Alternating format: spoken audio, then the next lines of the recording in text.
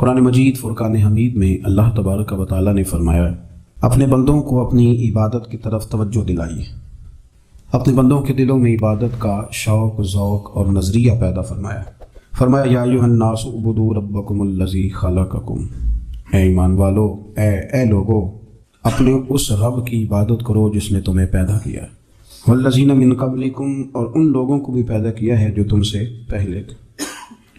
تمہیں عبادت کا نفع یہ ملے گا لعلکم تتقون، کہ تم پرہیزگار ہو جاؤ گے۔ عبادت اس لیے کرو کہ اللہ نے تمہیں پیدا کیا ہے، اور اس لیے کہ تم سے پہلے لوگوں کو بھی اللہ نے پیدا کیا ہے۔ اور پھر ارشاد فرمایا کہ الذی جعل لکم الارض فراشا، وہی رب ہے جس نے تمہارے لیے زمین کو فرش بنایا ہے، والسماء بنا، اور آسمان کو چھت بنایا، وانزل من السماء ماء فاخرج به من الثمرات رزقا لکم، زمین کو فرش بنایا، آسمان کو چھت بنایا، پھر آسمان سے پانی برسایا جس کے ذریعے پھل نکالے، اور وہ بھی کسی اور کے لیے نہیں، رزقا لکم، تمہارے رزق کے لیے، وہ بھی تمہارے رزق کے لیے۔ یہ ساری نعمتیں تمہیں دی ہیں، اب فلا تجعلوا للہ اندادا، اب تم اللہ کے ساتھ کسی کو شریک نہ بناؤ، وانتم تعلمون، اور تم جانتے بھی ہو، تمہیں خبر بھی، تمہیں پتہ ہے کہ عبادت اللہ کی کرنی چاہیے، تمہیں پتہ ہے کہ نماز پڑھنی چاہیے، تم جانتے ہو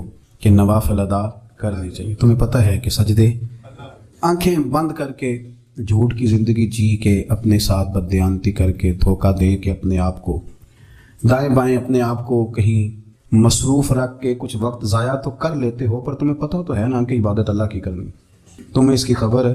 فرمایا اس رب کی، دیکھیں نا، انسان پر اگر کوئی شخص نیکی کر دیتا ہے، احسان کر دیتا ہے، تو انسان اس کے سامنے پھر گردن نہیں اٹھا سکتا، یار یہ میرے مشکل وقت کا دوست ہے، اس نے میرے ساتھ نیکی کی ہے، کبھی بھی گردن نہیں اٹھائے گا، جھکا کے رکھے گا۔ تو اگر عام کوئی نیکی کر دے تو اس کے سامنے انسان کبھی گردن نہیں اٹھاتا، تو جو رب ساری نعمتیں عطا فرمائے، جو کہے کہ تیری تخلیق میں نے کی، تجھ سے پہلوں کو بھی پیدا میں نے کیا، تیرے لیے زمین کا بچھونا بھی میں نے بچھایا، آسمان کی چھت بھی میں نے لگائی، تیرے لیے زمین سے ساری اناج کو، پھل کو، کھیتیوں کو نکالا بھی تیرے لیے، اب تو اس طرح کر کہ تو میری عبادت کر، تو میری بارگاہ میں جھک جا۔ بہت سارے نشے لوگوں کو لگے ہوئے ہوتے ہیں، ہر آدمی کوئی نہ کوئی نشہ کرتا ہے، کوئی دولت کا کرتا ہے، کوئی شہرت کا کرتا ہے، کوئی اپنی تعریف کا نشہ کرتا ہے، دو چار لوگوں سے تعریف سن کے مطمئن ہو جاتا ہے۔ ناراض تو نہیں ہوگی اس جملے سے؟ آپ کرتے ہیں لوگ دولت کا نشہ بھی، یہ جب نقصان ہوتا ہے تو بندے بیمار نہیں ہو جاتے، پیسے ڈوب جاتے ہیں تو لوگ بیمار نہیں ہو جاتے، تو اس کا مطلب یہ ہوتا ہے کہ نشہ ٹوٹ گیا ہے۔ اب بہک ہوئے ہیں نا تھوڑے سے تو کانپتے ہیں، تڑپتے ہیں، پریشان، نشہ ہی اسی طرح ہی کرتا ہے نا، نہیں ملتا تو پریشان ہوتا ہے۔ یہ سارے نشے ہیں، مختلف قسم کا نشہ۔ ہم مانتے نہیں اس بات کو، تسلیم نہیں کرتے، کیونکہ تسلیم کرنا بڑا مشکل کام ہے، اس کے لیے تو بڑی ساری چیزیں جو ہے وہ دبوچ کے اور بڑی سارے رستے پھلانگ کے آنا پڑتا ہے، تو بڑا مشکل ہے ماننا، ورنہ کرتے ہیں ہم، ہمارا مزاج ہے۔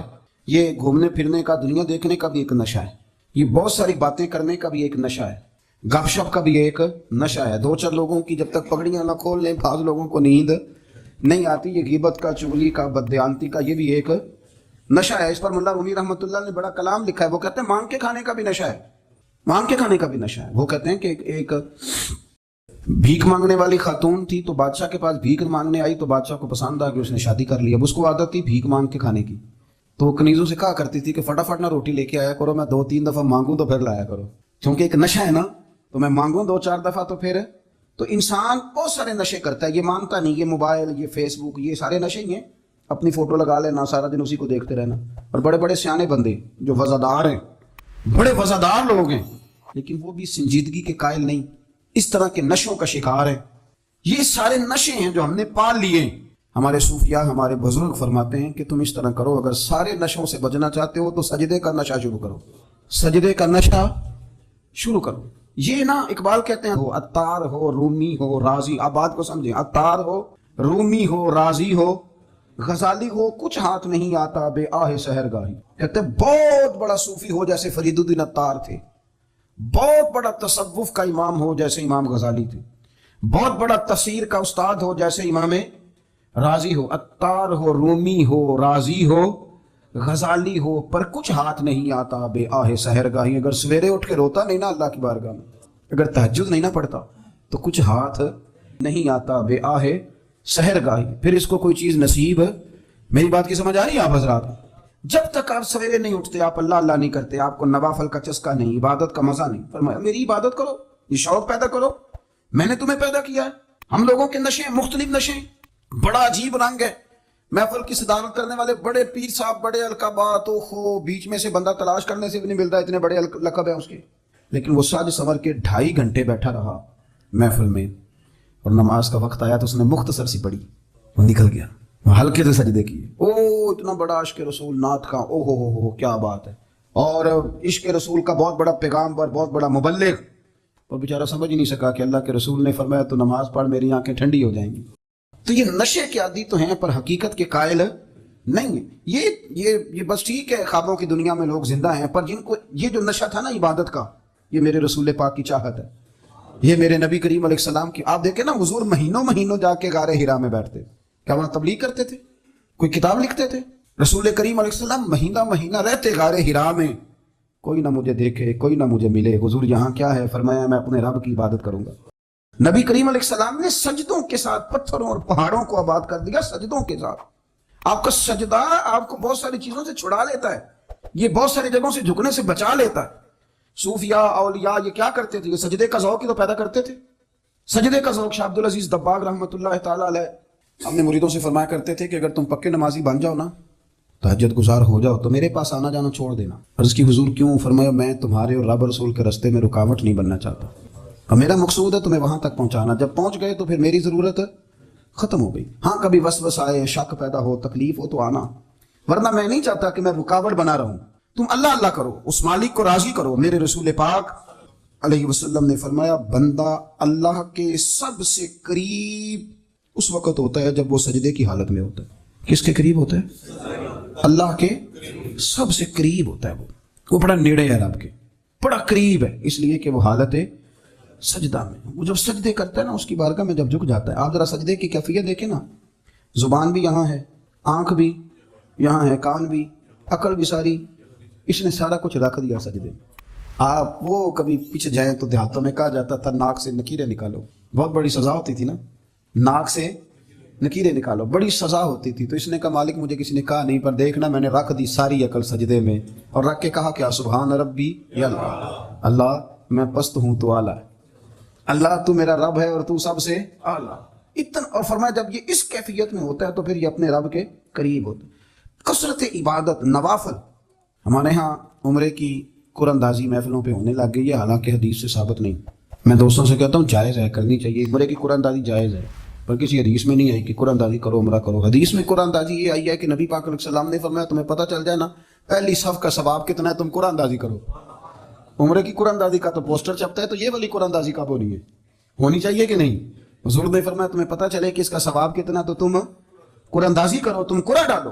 جب آپ نماز پڑھ رہے ہوتے ہیں، جب آپ کا مصلی آباد ہوتا ہے، صلاح الدین ایوبی، ایک بزرگ سے ملاقات ہو گئی، بیت المقدس پر قبضہ تھا عیسائیوں کا، تو صلاح الدین بڑے پریشان تھے۔ وہ بابا جی کہنے لگے پتر کیا ہوا؟ کہنے لگے حضور پتہ چلا ہے دشمن کے 2 بحری بیڑے اسلحہ لے کے آ رہے ہیں، مسلمان پہلے ہی کمزور ہیں، اور اب اگر 2 بحری بیڑے اور آ گئے تو حضور مسئلہ بن جائے گا۔ تو میں پریشان ہوں کہ کس طرح یہ کم مسئلے والی ہماری فوج ہے کیسے مقابلہ کرے گی۔ تو بابا جی کہنے لگے پتر اس طرح کرنا، آج رات تو بھی دعا کرنا اور میں بھی کروں گا، تو بھی دعا کرنا، آپ ناراض نہ ہونا، ہم تو پیروں والے ہیں، ہم تو پیروں کے نوکر غلام ہیں، ہمارا تو گزرا ہی نہیں، ہمیں تو ملتا ہے سارا کچھ وہاں سے۔ پر میرا سوال یہ ہے کہ تعویذ لینے جاتے ہو نفل کیوں نہیں پڑھتے، رات اللہ اللہ کیوں نہیں کرتے؟ یہ بھی تو ہمارے بزرگوں کا ہی طریقہ ہے، انہوں نے تو ہمیں سکھایا ہے۔ صلاح الدین ایوبی سے بزرگوں نے کہا کہ رات آج نا اللہ اللہ کرنا، تو میں تیرے لیے دعا کروں گا، تو بھی دعا کرنا۔ تو بندہ جب دکھی ہوتا ہے تو سجدہ کرتا ہے، تو پھر ہی تو مصلی بھیگ جاتا ہے، پھر ہی تو مزہ آتا ہے۔ سکھی بندہ تو کعبے جا کے نہیں روتا، دکھی تھے، تکلیف تھی، تو سر رکھا سجدے میں تو تڑپ گئے۔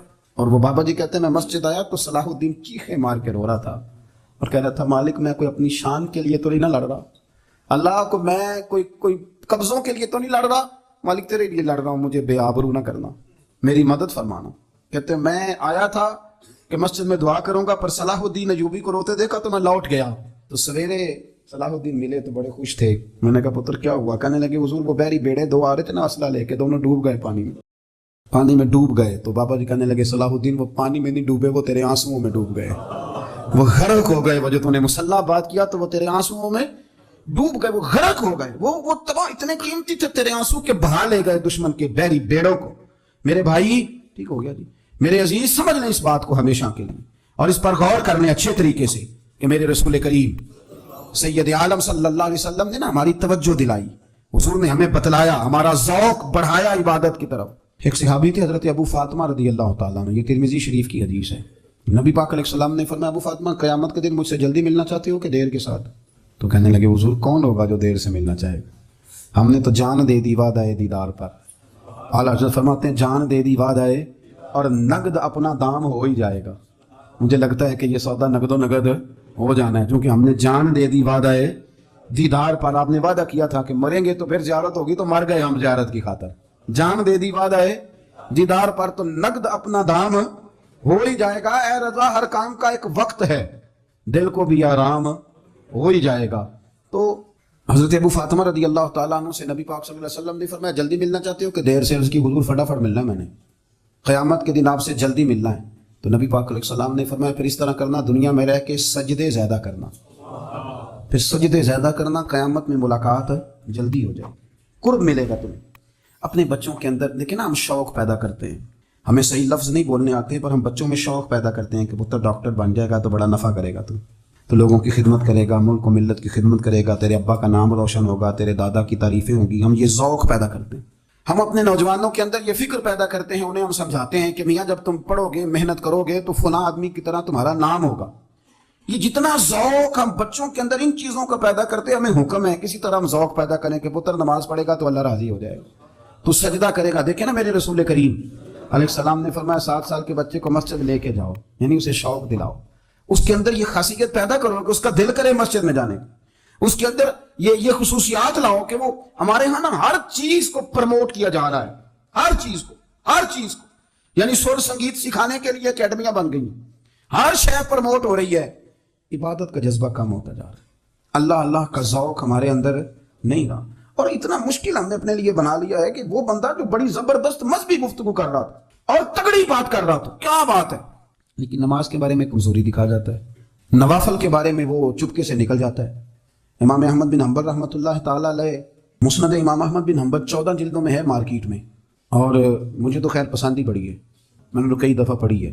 اور کیا بات ہے امام احمد بن حنبل کی، کیسے تگڑے قسم کے محدث تھے، اور اللہ نے کتنا انہیں اعزاز عطا فرمایا ہوا تھا۔ یہ کوڑے بھی کھاتے تھے دین کی خاطر، سارا کرتا لہو سے بھر بھی جایا کرتا تھا، بڑا اعزاز والا شخص تھے، بڑے اعزاز والے۔ حدیثیں جمع کرنا، حدیثیں لکھنا، حدیث پڑھانا، سارا دن رہتے تھے۔ کہہ سکتے تھے کہ میں کر تو رہا ہوں کام، اور حدیث بھی موجود ہے کہ عالم عابد سے افضل ہوتا ہے، پر اس کے باوجود امام احمد بن حنبل رحمۃ اللہ علیہ 300 نفل فرض نمازوں کے علاوہ پڑھا کرتے تھے، 300 نوافل روز پڑھا کرتے تھے۔ ان کے بیٹے نے کہا ابا جی مکان خریدنا ہے تو جگہ کہاں کر کے لوں، بہت ساری آبادیاں، تو فرمایا پتر وہاں لینا جہاں مسجد قریب ہو۔ میرے رسول کریم سید عالم صلی اللہ علیہ وسلم اتنا پسند کرتے مسجد کو، اتنا پسند کرتے نماز کو، کہ رسول کریم صلی اللہ علیہ وسلم تہجد کی نماز بھی پڑھتے، پھر حضور فجر کی نماز بھی پڑھتے، نبی پاک وتر کو الگ کر کے پڑھتے، عشاء کے ساتھ نہیں پڑھتے۔ یہ تو ہم اس لیے اجازت دی ہمارے بزرگوں نے کہ بعد میں اٹھے گا کون علیحدہ وتر پڑھنے کے لیے، عشاء کے ساتھ پڑھ لے۔ وتر پڑھتے، تہجد پڑھتے، فجر پڑھتے، اشراق پڑھتے، چاشت پڑھتے، مغرب کی نماز کے بعد 6 رکعت اوابین پڑھتے، پھر رات کو صلاۃ اللیل پڑھتے۔ سیدہ عائشہ صدیقہ کہتی ہیں زمانہ سو جاتا اور میرے رسول مصلی بچھا کے کھڑے ہو جاتے۔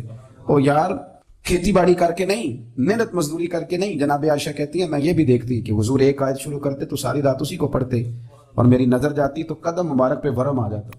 یار نماز پڑھ کے اتنی مشقت کر کے، اتنی جد و جہد کر کے ورم آ گیا، یا رسول اللہ اتنی محنت کیوں کرتے ہو؟ فرمایا افلا اکون عبدا شکورا، کیا میں اپنے رب کا شکر گزار بندہ نہ بنوں؟ صحابہ کا ذوق عبادتوں کا، ریاضتوں کا، تلاوتوں کا، طبیعت ان کی، وہ ایک دوسرے کو، حضرت مولا علی شیر خدا کرم اللہ تعالیٰ وجہ الکریم کے زمانے میں روم کے بادشاہ نے کہا یار یہ مسلمانوں کا پتہ تو کرو، یہ آخر کیوں اتنے زیادہ مجاہد ہیں؟ اس زمانے میں جاسوس بھیجنے کا مزاج تھا، اب تو جاسوس پکڑا جاتا ہے، اب تو جاسوس ہو، اور جاسوسی کا شوق ویسے آج بھی ہے۔ عرض کروں تھوڑی سی بات ہی سنوان سے، پتہ کیا ہمارا مسئلہ ہے؟ ہم جہاں جاتے ہیں نا وہاں تھوڑی خوشبو سونگنے کی کوشش کرتے ہیں، وہ کیا ہے تو یہ کیا ہے تو ادھر کیا ہے تو تھوڑا سا ادھر کیا ہے۔ میرے رسول پاک پڑھیے درود شریف، سارے پڑھیے ذرا زور سے، صلی اللہ تعالی۔ نبی پاک علیہ السلام نے فرمایا جاسوسی نہ کرنا ورنہ تم بندوں کو خراب کر دو گے، اور فرمایا اس طرح نہ ہو کہ تم کسی کے آپ کھول میں نکلو تو تمہارے پہلے کھول جائیں۔ یہ جو ذوق ہے نا یہ ختم کریں، چھوڑیں، مطلب آپ کس چکر میں پڑے ہوئے ہیں، اتنی زیادہ توجہ کرنے کی کیا ضرورت ہے؟ نے کام سے کام رکھیں. اس میں بندہ تھوڑا سا نا آسان رہتا ہے. یہ جو بہت زیادہ ٹٹولنے والے لوگ ہوتے ہیں نا، وہ بےچارے پھر عمر ٹٹولتے ہی گزار دیتے ہیں، اس لیے کہ مزاج ہی بہت پکا ہے. بوری کا منہ کھول کے اندر تک ہاتھ ڈالنا، تو پھر کئی دفعہ سامنے سے بچھو بھی لڑ جاتا ہے، خرابی ہوتی. تو جاسوسی کی جاتی تھی. اس نے بھی جاسوس بھیجے، کیونکہ قبیلوں کے لوگ تھے، کچھ مسلم کچھ کافر، پہچانے نہیں جاتے تھے لوگ. تو کچھ لوگ اس نے بھیجے، انہوں نے آ کے نا تحقیق کی، ریسرچ کری کہ آخر ماجرا کیا ہے. تو واپس جا کے انہوں نے رپورٹ دی نا روم کے بادشاہ کو. اس رپورٹ کا ایک جملہ بڑا شاندار ہے. وہ کہنے لگا بادشاہ ہمیں مسلمانوں کی کوئی سمجھ نہیں آئی، ہمیں کوئی سمجھ نہیں آئی. انہوں نے کبھی کیوں نہیں سمجھ آئی؟ کہنے لگے یار عجیب بندے ہیں، جب رات مسلح پہ بیٹھتے ہیں تو یوں لگتا ہے ان کا دنیا سے رشتہ ہی کوئی نہیں، کوئی کسی کو نہیں جانتا. کوئی اپنے دکھ سنا کے رو رہا ہے، کوئی اپنی بات کر کے رو رہا ہے، لگتا ہے کہ ان کا کوئی رشتہ ہے ہی نہیں جب مسلح پہ بیٹھتے ہیں. اور فرمایا جب سویرے یہ جہاد کرنے نکلتے ہیں تو لگتا ہے ان سے زیادہ دلیر ہی کوئی نہیں. حالانکہ جو مسلحوں پہ رونے دھونے کے لوگ ہوتے ہیں وہ کئی دفعہ جہاد میں کام نہیں کرتے، لیکن عجیب لوگ ہیں کہ رات کے راہب ہیں، دن کے مجاہد ہیں، کوئی سمجھ نہیں آتی. میرے عزیز، ان لوگوں نے مسلح آباد کر کے رکھا، تلاوتیں ان کا ذوق رہی، منظر روز پڑھنا، اسباق پڑھنا، وظائف پڑھنا، یہ ان کا ذوق رہا. اعلیٰ حضرت بریلوی رحمت اللہ نے 1000 کتاب لکھی ہے، لیکن الوظیفۃ الکریمہ کے نام سے جو وہ صبح و شام وظائف پڑھتے تھے وہ الگ انہوں نے ان کو بیان کیا، پابندی کے ساتھ اپنی اللہ اللہ کرتے. شیخ شہاب الدین سہروردی رحمت اللہ علیہ، اس پر ایک بندے نے اعتراض کیا. اس نے کہا جی آپ کس قسم کے صوفی ہیں، مرید بیٹھے ہیں اور آپ وہاں نفل پڑھ رہے ہیں. یہ بھی بڑا مسئلہ ہوتا ہے نا. جو بندہ ملنے آتا ہے وہ اپنے ٹائم کے حساب سے آتا ہے، اور اس کا یہ بھی خیال ہوتا ہے کہ پیر صاحب جو ہیں وہ چونکہ درویش ہیں تو نہ انہیں روٹی کھانی چاہیے نہ سونا چاہیے، چونکہ وہ درویش ہیں، اور ہم چونکہ درویشوں کے ماننے والے ہیں لہذا ہمارا یہ طریقہ ہونا چاہیے کہ جیسے ہم کہیں درویش ویسے ہی کر جائے. حالانکہ جس کو آپ درویش کہیں گے آپ اس کی مانیں گے، آپ منوائیں گے نہیں. تمہارا مزاج ہوتا ہے.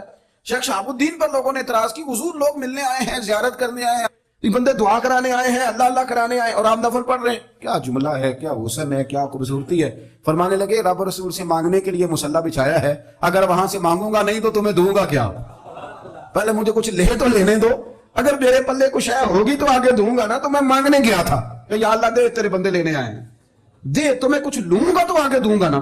لیکن ہمارا یہ سٹیٹس، یہ مزاج، یہ شعور نہیں ہے. گپیں، کہانیاں، داستانیں، گفتگو، خطابت، واز، کیا بات.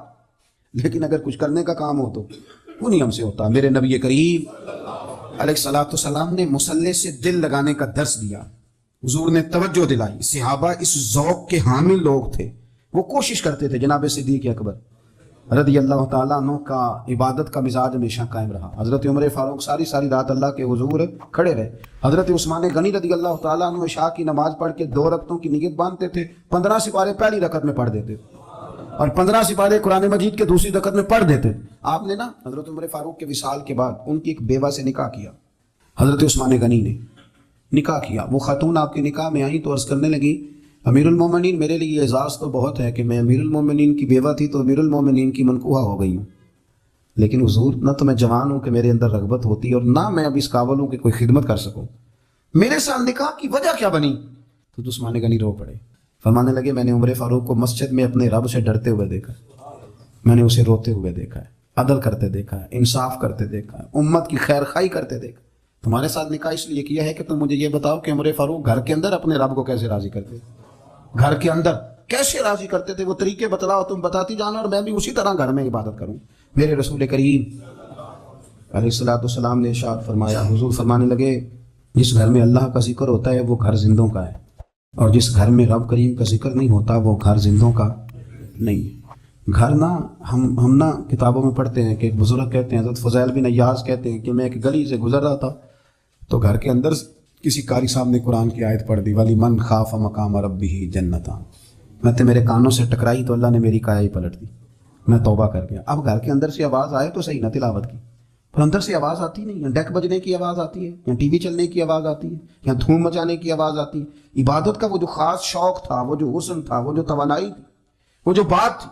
ایک جگہ پہ ہم بیٹھے تھے تو وہاں ایک صاحب آئے اور انہوں نے آتے ہی کہا کہ مہربانی کریں ذرا مجھے مصلی دے دیں، میرے نہ کچھ نفل رہ گئے. تو میں نے وضو کر لیا تو کوئی مصلی مل جائے. مصلی انہیں دے دیا گیا، وہ مصلی لے کے چلے گئے. تو پیچھے ایک صاحب نے تبصرہ کیا، کہنے نے کتنا ریاکار بندہ ہے، لوگوں کو دکھا رہا ہے کہ میں نفل پڑھتا ہوں، ہے کو بات کرنے والی. میں نے اسے کہا تو مہربانی کرنا اس طرح کی ریاکاری تو بھی کر، پکڑ مصلی اور جا تو بھی تھوڑی ریاکاری کر کے آ، اٹھ ذرا. شکر کر کوئی یہ ریاکار بھی ملا ہے، کوئی نفل پڑھ کے ریاکاری کر رہا ہے. اللہ کا میں کہتا ہوں کو پڑھے تو صحیح نہ، یہ کوئی دور ہے نفل پڑھنے کا، اس میں تو لوگوں کا مزاج ہی نہیں. طبیعت ہی نہیں. میں نے کہا چل مہربانی کر یہ لے مصلی اور تو بھی جا تھوڑی سی یا کاریا ریا کاری کرو تو صحیح نا. مزاج ہی نہیں. ذوق جمعے کی نماز پڑھ کے یوں دنیا بھاگتی ہے, او ہو پتہ نہیں کون سی پیچھے آگ تھی جو بجھائی جائے گی. اور آج تک لوگ مسئلہ پوچھ رہے ہیں کہ جمعے کی بعد والی سنتیں کتنی ہوتی ہیں. میں نے کہا کتنے سال ہو گئے جمعہ پڑھتے, کتنے سال ہو گئے, ابھی تک سنتوں کا نہیں پتا. ابھی تک نہیں علم کے پہلے کتنی رکھتے ہیں اور بعد میں کتنی رکھتے ہیں. فجر کی سنتیں کب پڑھنی چاہیے, سنو فجر کی سنتوں کے بارے میں. میرے رسول کریم سید عالم صلی اللہ تعالیٰ علیہ وسلم سے ایک صحابی نے پوچھا تھا, حضور میری فجر کی سنتیں رہ گئیں یا رہ جاتی ہیں تو حکم کیا ہے, کیا انداز ہے حضور کا. بخاری مسلم کے لفظ سنو. حضور سید عالم صلی اللہ علیہ وسلم فرمانے لگے, اس نے کیا پوچھا تھا, حضور جواب کیا دیتے, فرمایا فجر کی سنتیں کبھی نہ چھوڑنا, فجر کی پہلی 2 سنتیں کبھی نہ چھوڑنا. یا رسول اللہ صلی اللہ تعالیٰ علیہ وسلم میری رہ گئی یا رہ جاتی ہیں, فرمایا فجر کی 2 سنتیں نہ چھوڑنا, فرمایا فجر کی پہلی 2 سنتیں مجھے دنیا اور دنیا کے اندر جو کچھ ہے وہ سب سے زیادہ پیاری ہے. فجر کی 2 سنتیں دنیا میں جو کچھ ہے مجھے وہ سب سے زیادہ پیاری ہیں, اس لیے فجر کی سنتیں نہ چھوڑنا. اپنا ذوق, اپنی طبیعت, ہم نے نا ذوق غلط بنا لیا ہے. اگر 20 بندے کہہ بھی دیں گے تو نے بڑی شاندار تلاوت کیا تو کیا اس سے بنے گا. 100 بندہ کہہ بھی دے تیری کیا بات ہے, کیا بات ہے نعت خاں کی, کیا بات ہے علامہ صاحب کی, پیر صاحب کی, پیر مہر علی شاہ صاحب رحمۃ اللہ علیہ. آپ تشریف فرما تھے تو آپ کے ایک ہی بیٹے بابو جی جن کو کہا جاتا ہے, جس دن صاحبزادے پیدا ہوئے تو خادم نہ وہاں سے نکلا. ان لوگوں کے شوق اور طرح کے تھے نا, تو ان کی توجہ بھی اپنے شوق کی طرف رہتی. تو خادم نکلا اندر سے, پیر صاحب مبارک ہو, پیر صاحب مبارک ہو, پیر صاحب مبارک ہو, پیر صاحب مبارک ہو, شور کر رہے ہیں. تو پیر صاحب کو وجد ہو گیا, اللہ اکبر اللہ اکبر اللہ. وہ کیا ہوا, کس بات کی مبارک دے رہے ہو. عرض کی حضور اللہ نے بیٹا دیا. تو آپ فرمانے لگے اچھا حضور آپ کیا ہوا, آپ تو پریشان ہو گئے. فرمانے لگے جب تو نے 3 دفعہ کہا نا مہر علی کو مبارک ہو تو میں سمجھا تھا شاید تجھے کسی نے بتا دیا ہے کہ مہر علی سے اللہ راضی ہو گیا. میں سمجھا تھا کہ شاید تو یہ خبر لے کے آیا ہے کہ کسی نے بتایا ہے کہ مجھے آج خبر ملی ہے کہ مہر علی سے رب اچھا پتر ہوا ہے. الحمدللہ اللہ کا شکر ہے. پر میرے لیے مبارک کا دن وہ ہوگا جب میرا رب کہے گا کہ میں مہر علی سے راضی ہوں, میرے محبوب کہیں گے کہ میں مہر علی سے. آپ بات کو سمجھیں, شوق ہی کسی اور طرف تھا, دل ہی کہیں اور لگا ہوا تھا, طبیعت ہی کہیں اور مائل تھی. کوئی وظیفہ پوچھتے تھے تو پڑھتے تھے وہ لوگ, کچھ اللہ اللہ انہیں بتائی جاتی تھی تو کرنے کا ذوق رکھتے تھے, طبیعت تھی, قائل تھے. حضرت ربیع کہتے ہیں میں بڑی دور سے سفر کر کے گیا حضرت اویس کرنی سے ملنے, بڑی دور سے. اور جب میں پہنچا تو فجر کا وقت تھا, تو حضرت اویس کرنی کو میں نے پا لیا. تو وہ نماز پڑھ کے نا قرآن شریف لے کے بیٹھ گئے. فرماتے ہیں اشراق چاشت کا وقت ہوا تو نفلوں کی نیت باندھ لی. محدث ابن الجوزی نے لکھا ہے, فرماتے ہیں پھر جب زوال کا وقت ہوا تو مسجد میں جھاڑو دینے لگ گئے. ظہر کی نماز پڑھ کے تو عصر کی تیاری تک وہ مسجد میں بیٹھے رہے. اور میرے نبی پاک علیہ السلام نے فرمایا جو نماز کے انتظار میں بیٹھا ہو وہ نماز ہی میں ہے, وہ نماز ہی میں ہے. فرمایا میری دنیا میری امت کی جو رہبانیت ہے نا وہ اتنی ہے کہ نماز کا انتظار کرے. اذان کے بعد نماز کا یہ راہب ہے, یہ اس وقت چھوڑ کے بیٹھے ہیں سارا کچھ. فرماتے ہیں عصر تک انہوں نے اللہ اللہ کی, پھر مغرب تک کی, عشاء کی نماز ہوئی تو نماز پڑھی تو وہ تھک گئے. اب مجھے وہ فارغ ہوں مصلی چھوڑے تو میں ملاقات کروں نا. یہ آپ حیران نہ ہو کہ اتنی دیر بندہ کیسے اللہ اللہ کر, ہم نے کی نہیں نا اس لیے ہم پریشان ہیں. جو عادی ہوتے ہیں وہ کر بھی لیتے ہیں, وہ یہ کام ہے. میری بات کی سمجھ آ رہی ہے.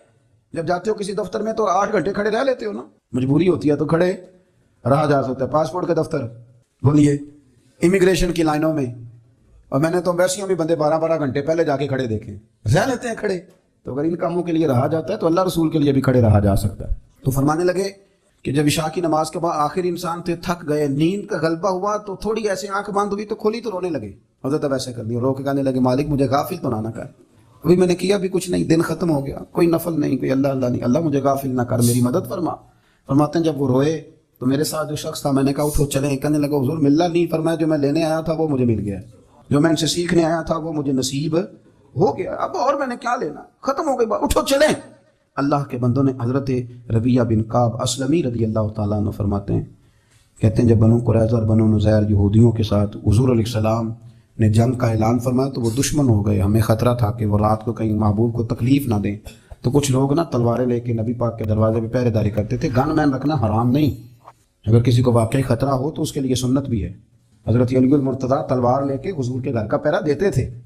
حضرت ربیعہ بن کعب اسلمی رضی اللہ تعالیٰ عنہ فرماتے ہیں کہ رات میری ڈیوٹی تھی کہ میں حضور کے گھر کا پہرا دوں گا. تو فرماتے ہیں میں باہر سن رہا تھا, ساری رات ہی میرے نبی پاک نے اللہ کی تسبیح پڑھی, ساری رات, کبھی تسبیح, کبھی تحلیل, کبھی تحمید, کبھی تکبیر, ساری رات. فرماتے ہیں ساری رات حضور پڑھتے رہے اور ساری رات ہی میں سنتا رہا. مجھے اونگ آ گئی، میری آنکھ لگ گئی، حضور ابھی پڑھ رہے، میں تھک کے سو گیا، اور فرماتے ہیں جب میری آنکھ دوبارہ سے کھلی تو میرے کانوں میں پھر کوئی چیز گونجی، تو میں نے کان لگایا تو میرے حبیب ابھی بھی اللہ کو یاد کر رہے، ساری ساری رات حضور رب کی عبادت کرتے، اسی لیے تو کہا یا ایھا المزمل قم اللیل الا قلیلا، حبیب ساری رات تو نہ جاگا کر، تھوڑا آرام بھی کر لیا کر۔ میرے بھائی، اپنا مصلی، اپنی عبادات، اپنے وظائف، اللہ اللہ جو آپ نے کسی سے سیکھی ہے اس کو کبھی کمزور نہ ہونے دیں۔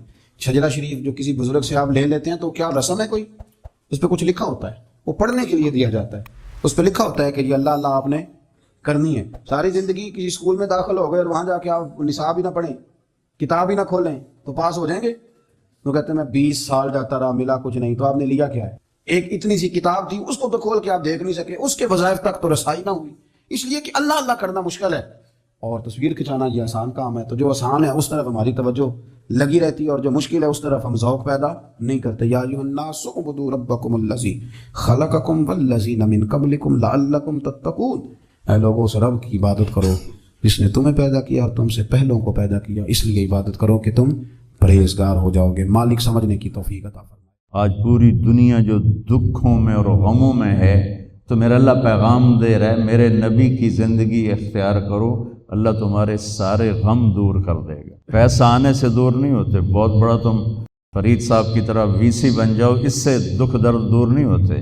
یہ اللہ کے رسول کے در پر جھکنے سے کیا خوبصورت ہے۔ لقد بات ہے ہی یہی اور ہے ہی نہیں، لقد کان لکم، اور اللہ تعالیٰ کہہ رہا ہے یہ صرف تمہارے لیے میں کہہ رہا ہوں، اسپیشل تمہیں کہہ رہا ہوں کہ میرے نبی کی زندگی اپناؤ، تمہارے غموں کی تسلی، لفظ اسوہ، تمہارے غموں کی تسلی، تمہارے دکھ درد دور ہوں، چونکہ جب تم میرے نبی کے طریقے پر آؤ گے میں تم سے پیار کروں گا، اور جب میں تم سے پیار کروں گا تو تمہارے راستے کھولوں گا۔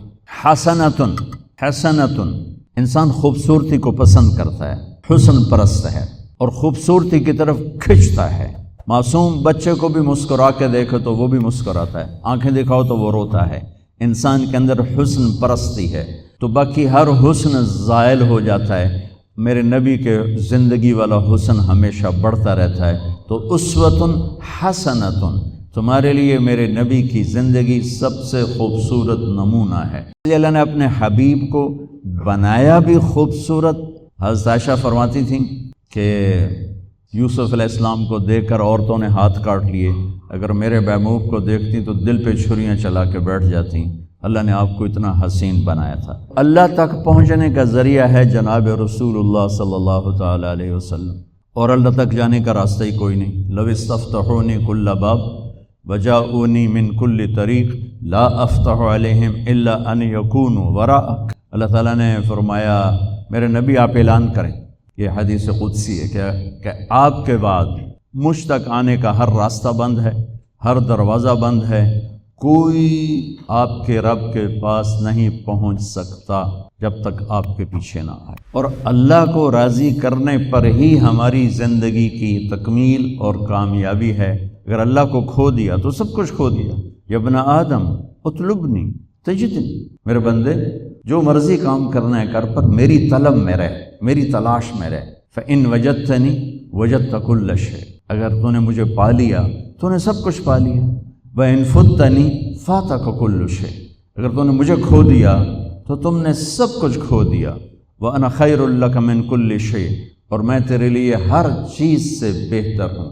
ورضوان من اللہ اکبر، اور اللہ کا راضی ہو جانا سب سے بڑی دولت۔ یا ابن آدم لی علیک فریضہ ولک علی رزق، میرے بندے ایک کام میرے ذمہ ہے تجھے روٹی کھلانا، ایک کام تیرے ذمہ ہے اپنے رب کی اطاعت کر کے چلنا۔ یہ اللہ کو پا لینا ہماری معراج ہے، ہماری کامیابی ہے، ہمارا آنے کا مقصد پورا ہو گیا۔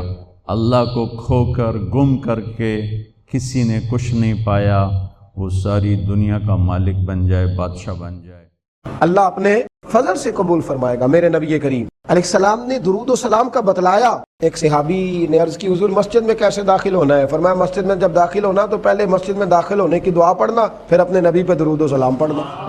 हुजूर निकलना कैसे है, पहले बाहर निकलना तो पहले दुआ पढ़ना, फिर अपने नबी पे दरूद सलाम पढ़ना। एक ने अर्ज की हुजूर आजान हो रही हो तो क्या करूं? हुजूर ने फरमाया आजान के कलिमात का जवाब दे और फिर अपने नबी पे दरूद सलाम पढ़, फिर अपने महबूब पर। और इमाम कुर्तुबी ने लिखा है, एक ने आके अर्ज की या रसूल अल्लाह सल्लल्लाहु अलैहि वसल्लम घर में गुर्बत बड़ी है। हुजूर ने फरमाया जब भी घर जाना 3 दफा सूरह इखलास पढ़ और अपने घर वालों को सलाम कह, अल्लाह तेरी गुर्बतें दूर कर देगा। अर्ज की या रसूल अल्लाह सल्लल्लाहु अलैहि वसल्लम छोटी सी फैमिली है, कई दफा घर में कोई भी नहीं होता, फिर क्या करूं? आपने कहा घर वालों को सलाम कहना है, सूरह इखलास पढ़नी है। तो हुजूर ने फरमाया जब घर में कोई ना हो तो सूरह इखलास पढ़ना और अपने नबी पे दुरूद सलाम पढ़ना।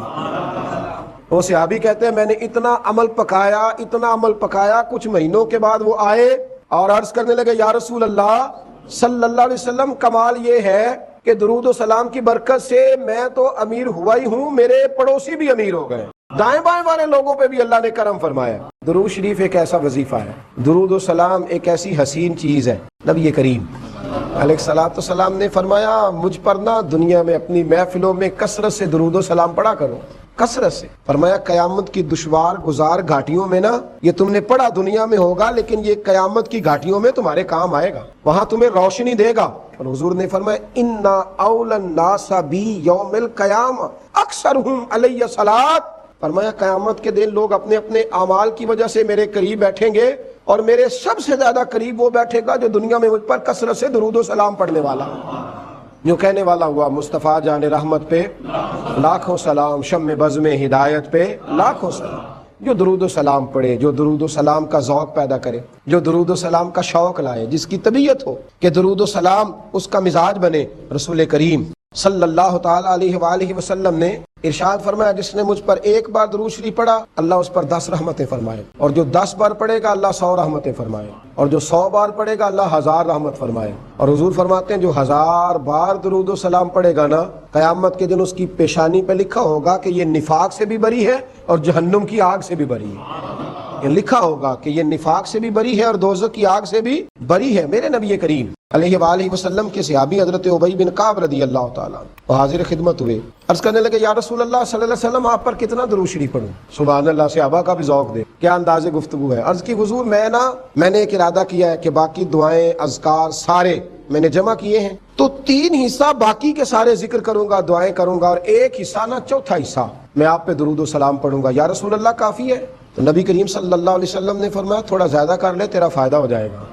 अर्ज की हुजूर ठीक है, मैं आधा वक्त बाकी के अज़कार करूंगा और आधा वक्त दुरूद सलाम पढ़ूंगा। हुजूर मुस्कुराए, फरमाया ज्यादा कर ले, तेरा फायदा हो जाएगा। अर्ज की हुजूर या रसूल अल्लाह सल्लल्लाहु अलैहि वसल्लम मैं 3 हिस्से दुरूद सलाम पढ़ूंगा, 1 हिस्सा बाकी के जिक्र। पता नहीं मेरे महबूब का दरियाए रहमत कितने जोश में था। महबूब फरमाने लगे ज्यादा कर ले, फायदा हो जाएगा। अर्ज की हुजूर मैं हर वक्त दुरूद सलाम ही पढ़ूंगा। हुजूर ने फरमाया फिर तेरी दुनिया के लिए भी काफी हो जाएगा, तेरी आखिरत के लिए भी काफी हो जाएगा। रमजान की घड़ियां हो, रोजे की हालत हो, हाथ में तस्बीह हो, अगर अल्लाह मौका दे तो मदीने की याद हो, गुंबद खजरा का तसव्वुर हो, इंसान बावुजू हो, और फिर वो दुरूद सलाम पढ़े और फिर उसकी फिर रूह जो है वो वजद करे, फिर उसका दिल कैफ में आए, फिर जुबान सुरूर में आए। इमाम सखावी फरमाया करते थे जिनको भी महबूब का दीदार हुआ ना कसरत दुरूद सलाम की बरकत से हुआ है, हुजूर पर दुरूद शरीफ पढ़ने की बरकत से हुआ है। इसलिए कि जब वो दुरूद सलाम ज़ौक़ से पढ़ते, शौक से पढ़ते तो हुजूर की मोहब्बत में गुम हो जाते।